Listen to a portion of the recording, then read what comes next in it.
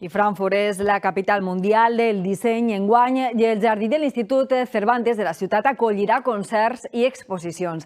Allí s'ha alçat el pavelló d'Espanya. Està fet de vareta i de ceràmica amb disseny, artesania i materials 100% valencians. Demà, de fet, és la inauguració.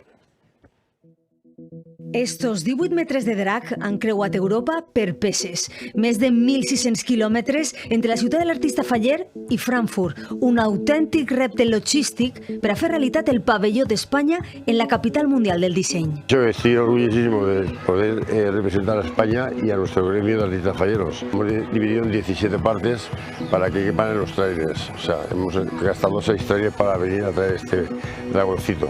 Manolo García ha materialitzat esta instal·lació de fusta modular que té una doble pell.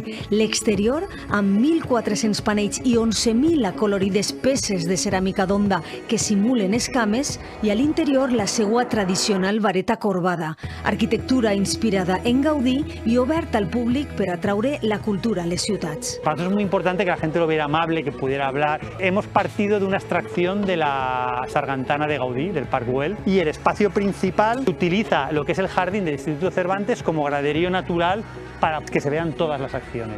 Fins a la tardor, este pavelló d'Espanya estarà al jardí de l'Institut Cervantes, però des de l'inici, els arquitectes valencians de GG Studio han pensat que tinga una vida itinerant, així que després de Frankfurt es muntarà en altres ciutats europees com Milà o Madrid.